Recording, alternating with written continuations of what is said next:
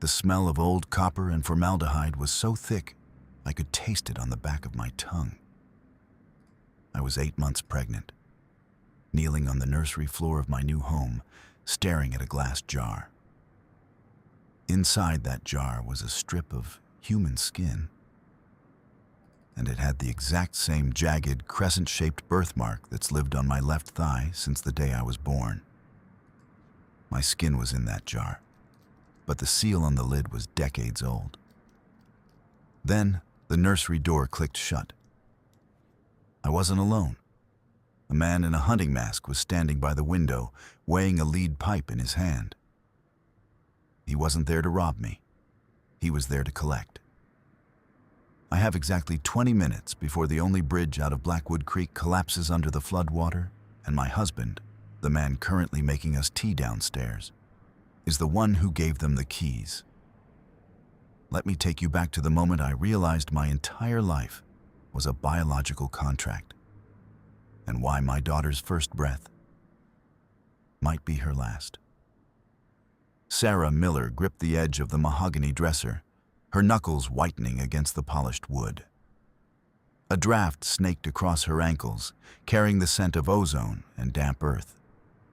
She shoved the heavy furniture aside, the legs screeching against the floorboards until a seam appeared in the floral wallpaper.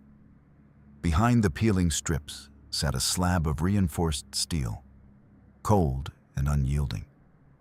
The nursery was supposed to be a place of soft pastels and lullabies, but as the crowbar bit into the rotted lath, the house yielded a secret that smelled of old copper and sterile bandages. Her fingertips traced the perimeter of the pressurized door. It hummed with a low-frequency vibration that rattled her teeth. No handle protruded from the surface, only a circular keypad, glowing with a faint, sickly green light. Sarah pressed her ear to the metal. A rhythmic thud echoed from the other side, like a mechanical heartbeat struggling to maintain its pace. She punched a sequence into the pad, her memory tripping over the digits her father once whispered during his fever dreams. The seal hissed. A cloud of recycled air rushed past her, and the heavy bolts retracted with a series of metallic clacks that vibrated through her chest. Stepping inside the crawlspace, the beam of her heavy industrial flashlight cut through a layer of dust so thick it looked like gray velvet. The space was narrow, the air tasting of limestone and stagnant water. As the light swept across the back wall, Sarah's breath hitched. Shelves of heavy glass jars lined the recess, each one filled with clear preservative fluid. These weren't specimens of nature. They were biological trophies. In one jar, a lock of hair floated like a drowned spider. In another, a small tooth was suspended in the center of the liquid. Her hand shook as the light landed on a jar near the center of the middle shelf. The label was fresh, the ink dark and sharp. Sarah Miller. Inside, a thin strip of preserved skin drifted lazily. Sarah pulled back the sleeve of her cardigan, looking at the unique, star-shaped birthmark on her forearm. The piece of flesh in the jar was an identical match, down to the exact pigmentation of the edges. She wasn't just exploring a house. She was looking at a pre-written inventory of her own body. The silence of the manor was suddenly shattered by the sound of splintering wood and the shriek of breaking glass. A heavy hunting boot kicked through the nursery window, raining jagged shards onto the hardwood floor. A figure clad in thick, salt-stained hunting gear lunged through the opening, a mask of dark wool obscuring his face. He didn't speak. He didn't demand money. He simply swung a heavy lead pipe with a whistling sound that cut through the humid air. Sarah scrambled backward, her heels catching on the metal track of the hidden door. The attacker moved with a terrifying, mechanical efficiency, his breath coming in ragged huffs through the wool mask. The pipe slammed into the mahogany dresser, splintering the wood inches from Sarah's hip. She felt the vibration through the floorboards, a jolt that traveled up her spine. The room felt smaller, the walls closing in as the man blocked the only exit to the hallway. Her hand went to her pregnant belly, a primal instinct to protect the life within, before her fingers closed around the cold, heavy barrel of her professional flashlight. She didn't wait for a second swing. As the intruder lunged forward, Sarah stepped into his path, using his own momentum against him. She swung the flashlight with every ounce of weight she possessed, the heavy metal casing connecting with the attacker's throat with a sickening thud.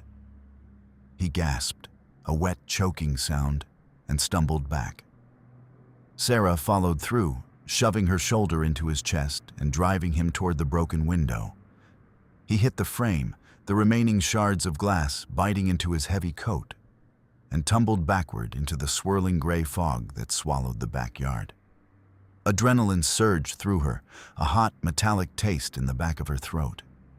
She leaned out the window, gasping for air. But the figure was gone, vanished into the mist like a ghost. On the windowsill, caught on a jagged tooth of glass, hung a silver medallion. Sarah snatched it up, the metal cold and biting into her palm. She expected an antique, something passed down through centuries of Beaumont madness. But when she turned it over, her heart went cold. The engraving was crisp, the edges sharp. It bore the family crest, but the date stamped into the silver was from last week. This wasn't a legacy of the dead. It was a recruitment drive for the living. "Mark!" she screamed, her voice cracking as she stumbled toward the nursery door. "Mark, get up here." She heard his heavy footsteps on the stairs, the rhythmic pop, pop, pop of his knuckles as he approached. He burst into the room, looking around at the shattered glass and the open hidden door. Sarah grabbed his arm, her fingers digging into his sleeve. There was someone here, a man. "In the room. Mark, look at the jars. They have my name on them."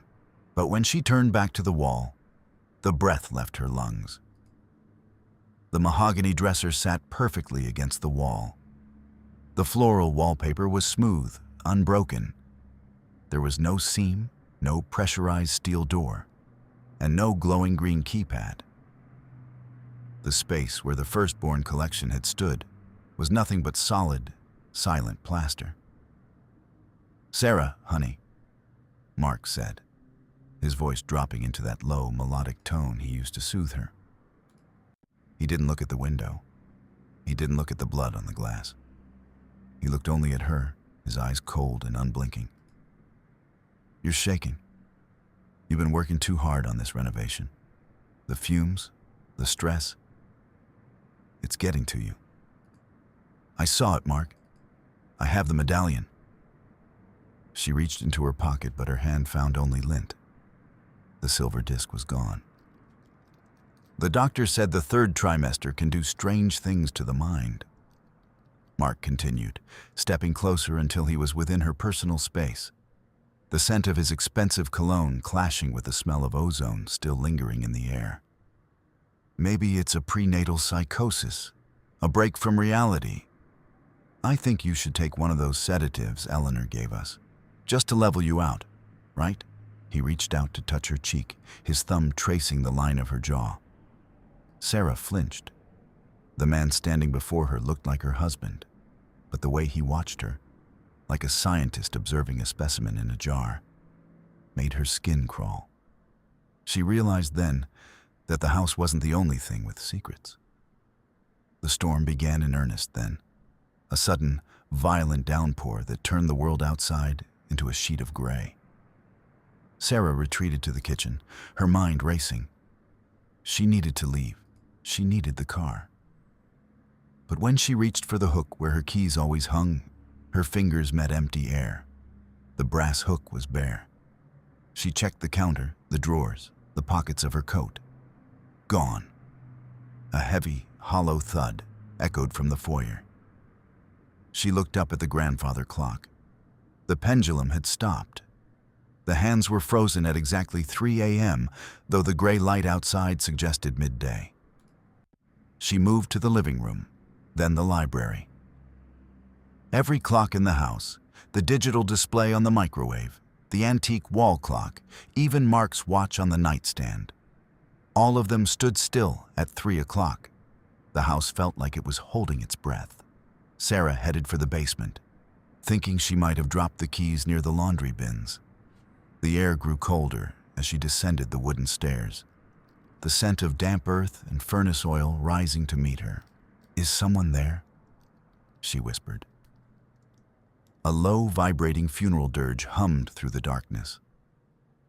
Silas, the groundskeeper, stepped out from behind the massive iron furnace.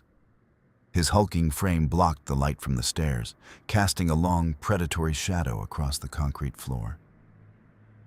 He held a rusted pitchfork, the tines jagged and brown with age. "You shouldn't be down here, mistress," Silas rumbled, the hum continuing in his chest even as he spoke. "The earth doesn't like to be disturbed." He lunged, the pitchfork whistling through the air. Sarah dived to the left, her shoulders slamming into a shelf of cleaning supplies. Silas moved with a surprising, jerky speed, the tines of the fork pinning her cardigan to the wooden uprights of the shelving unit. She heard the fabric tear as she wrenched herself free. Her hand closed around a plastic bottle on the shelf, acidic etching fluid she had been using to restore the glass transoms upstairs. As Silas pulled the pitchfork back for a second thrust, Sarah unscrewed the cap and flung the liquid directly into his shadowed face. A horrific wet scream tore from his throat. Silas dropped the fork, his hands clawing at his eyes as the acid began to hiss against his skin. Sarah didn't stay to watch. She scrambled past him, her boots slipping on the damp concrete, and bolted up the stairs. She reached the library and slammed the heavy oak doors, sliding the brass bolt home just as the weight of Silas's body slammed against the other side. Her heart hammered against her ribs like a trapped bird. She needed a weapon, a phone, anything. She began tearing through Mark's desk, throwing papers and ledgers onto the floor. In the bottom drawer, behind a false back she hadn't noticed before, sat a thick manila envelope. She pulled out a deed. It was for their Chicago condo, the home she thought they still owned. But the document showed the sale had been finalized 6 months ago, long before Mark had even suggested moving to the country. The buyer wasn't a family or a developer. The buyer was Eleanor Thompson. Attached to the deed was a ledger.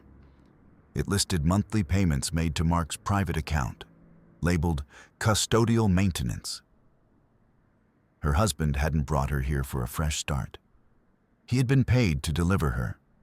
He was a shepherd leading a lamb to the slaughter, and the family he served was already counting the cost of the meat. The library doors groaned under Silas's renewed assault, the wood beginning to splinter. Sarah looked at the window, but the storm had turned the backyard into a lake. The bridge was out. There was no way across the creek. A sharp, stabbing pain blossomed in her lower back, radiating around to her abdomen. She gasped, clutching the edge of the desk. Not now. The stress, the violence, it was triggering labor. She looked at the clock on the wall. It was still 3 a.m.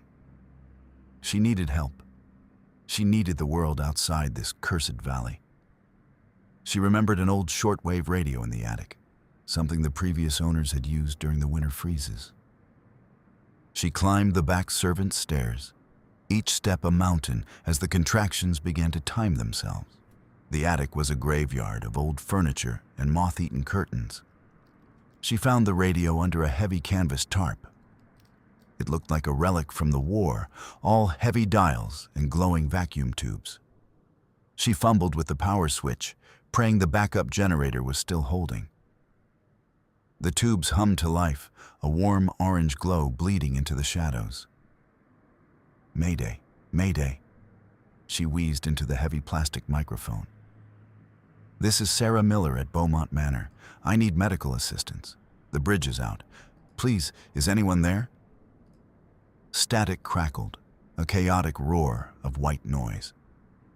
Through the interference, a faint voice drifted in. "Receiving you.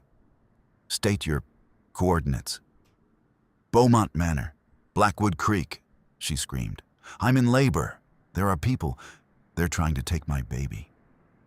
The radio sputtered and died, a plume of acrid smoke rising from the vents. The battery was spent. Sarah sank to the floor, the cold floorboards vibrating with the force of the wind outside. A heavy, rhythmic thud echoed from the front of the house. 1, 2, 3. Sarah dragged herself to the attic window. Below in the driveway, a line of black cars had pulled up. Standing at the head of the procession was Eleanor Thompson.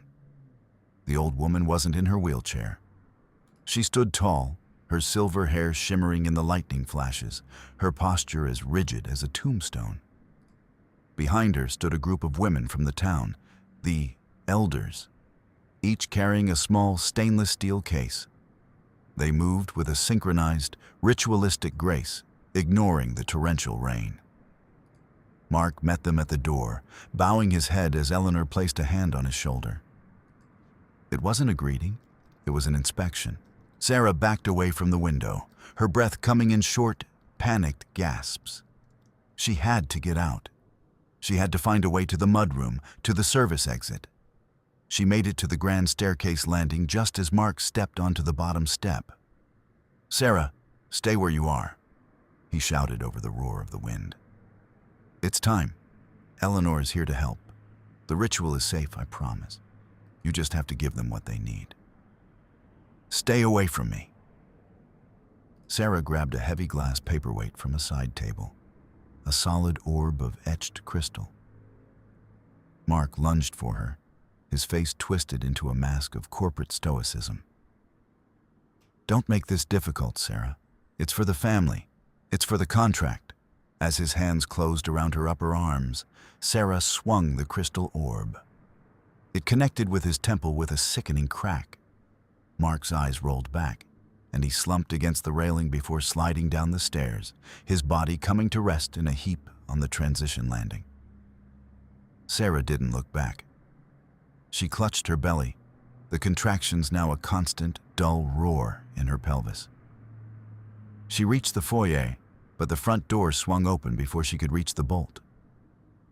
Eleanor stood there, flanked by the coven. The air around them smelled of wet earth and ancient, unwashed fabric. "The house is hungry, Sarah," Eleanor said, her voice a raspy whisper that carried over the storm. "You feel it, don't you? The way the floorboards shift, the way the walls groan. This manor was built on a debt of blood. Every generation, a tithe must be paid to keep the law at bay and the stone standing. I'm not giving you anything," Sarah spat, backing toward the archive room. "You don't understand," Eleanor said, stepping into the house. The manor groaned in response, a deep, structural vibration that made the chandeliers dance. "The contract isn't with us. It's with the ground. If the biological debt isn't settled tonight, the house will take everything. It will bury you, your child, and every secret we've ever kept. A small piece of skin, Sarah. A trophy for the jars. That is all it takes to buy another 30 years of peace." The women closed in, their surgical kits clicking open in unison. The sound was like a swarm of metallic insects. They forced Sarah into the archive room, a space lined with floor-to-ceiling shelves of old legal documents and family trees. Sarah's back hit the heavy oak shelving. She looked down at the floor, her architect's mind mapping the structural layout she had studied for weeks. Directly beneath this room ran the main gas line. A heavy iron pipe she had noted was corroded and leaking during the initial inspection. "Stay back." Sarah reached into her pocket and pulled out a small bottle of industrial solvent she had hidden earlier. She smashed it against a heavy metal space heater that was humming in the corner. The liquid ignited instantly, a wall of blue flame erupting between her and the coven. The women shrieked, backing away from the heat. Sarah didn't hesitate. She threw herself into the small wooden dumbwaiter built into the wall, a relic used for moving files between floors. She pulled the rope with a desperate, screaming effort, the small wooden box plummeting toward the mudroom as the archive room above exploded in a roar of orange flame and shattering glass. The house screamed, a high, supernatural wail of twisting metal and snapping timber. As the gas line ignited, the very foundation of Beaumont Manor seemed to sever its connection to the earth. Subverted, the dumbwaiter hit the bottom with a bone-jarring thud. Sarah rolled out into the mudroom, her vision swimming with soot and tears. The air was thick with the smell of burning history. She crawled toward the service door, her hands scraping against the cold linoleum. A hand reached out of the smoke, grasping her shoulder. Sarah shrieked, striking out blindly, but the grip held firm. It was the man from the nursery, the one in the hunting gear. He had lost his mask in the fire, and as the light from the burning hallway hit his face, Sarah froze. The man looked exactly like her. The same wide, watchful eyes. The same curve of the jaw. He wasn't an intruder. He was the twin brother she had been told died in the gas station abandonment 20 years ago. "Sarah, listen to me," he wheezed, blood trickling from a wound on his forehead. "I wasn't trying to kill you. I was trying to get you out before the moon hit the peak. I've been tracking this cult for years. I knew Mark was a plant. You attacked me," she sobbed, the logic of her fear crumbling. "I had to make it look real. The elders were watching the monitors." He pulled her toward the tree line as the manor began to fold in on itself, a dying beast of stone and fire. "I came to save you, Sarah. I'm the one who called the police. I'm the one who cut the bridge to keep the rest of the coven from reaching the house." As they reached the safety of the woods, Sarah watched the Beaumont legacy vanish into a pillar of flame. She looked at her brother, the monster she had fought so hard to destroy. He had been her only ally, and she had nearly killed him. The weight of her smart choices felt like lead in her chest.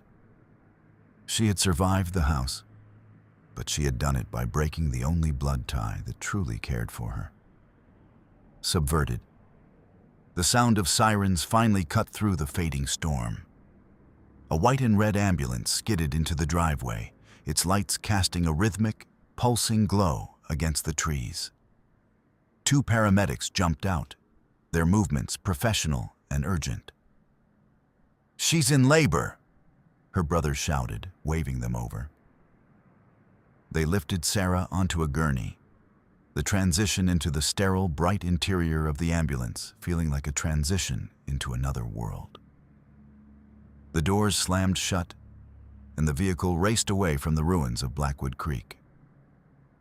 "You're doing great, Sarah," one of the paramedics said, a woman with a kind face and steady hands. "Just breathe. We've got you.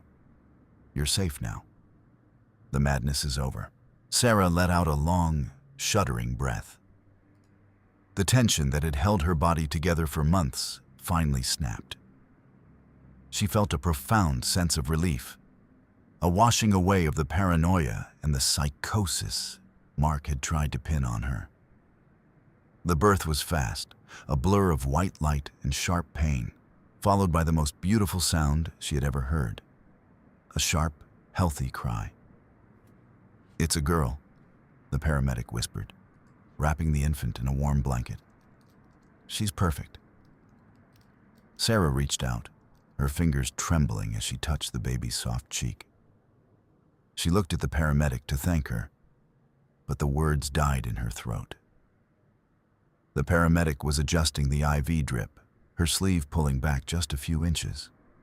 There, on the inside of her wrist, was a small, star-shaped mark. It wasn't a birthmark. It was a brand. A fresh red scar in the shape of the Beaumont crest. Sarah looked at the driver in the front seat. He adjusted the rearview mirror, and for a second, the light hit his neck. The same mark. The madness she had fled, the paranoia that had kept her heart racing. It hadn't been a symptom of labor. It had been her only defense. By allowing herself to relax into the safety of the medical system, she had walked directly into the arms of the Coven's wider network. The hospital wasn't a refuge. It was the final collection point. Sarah Miller sat in the back of the speeding ambulance, her daughter Lily clucking her tongue in a rhythm that matched the ticking of a clock she could no longer see. She looked out the window at the passing trees, her face a mask of cold, architectural stone. Months later, in a small cabin on the Oregon coast, Sarah watched the gray mist roll over the Pacific. She had changed her name. She had changed her hair.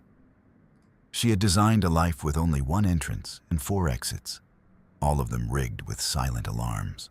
She looked at Lily, who was playing on a rug in the center of the room. The child's skin was perfect, unscarred, and pale as porcelain. Sarah picked up her digital tape measure, the zip click, a comforting rhythm in the silence. She measured the distance from the crib to the door. Exactly 5 feet. She measured the distance from the window to the floor. Exactly 3 feet. She was a designer of her own destiny now. She had broken the cycle of the manor, but as she looked at the silver medallion, the one she had found again, tucked into the baby's swaddling clothes on the night of the birth, she knew that some contracts were written in more than just ink and stone. The mist outside thickened, swallowing the child's plastic shovel on the beach. Sarah locked the door, the heavy bolt clicking home with a sound that echoed through the quiet house like a heartbeat. She was safe. For now.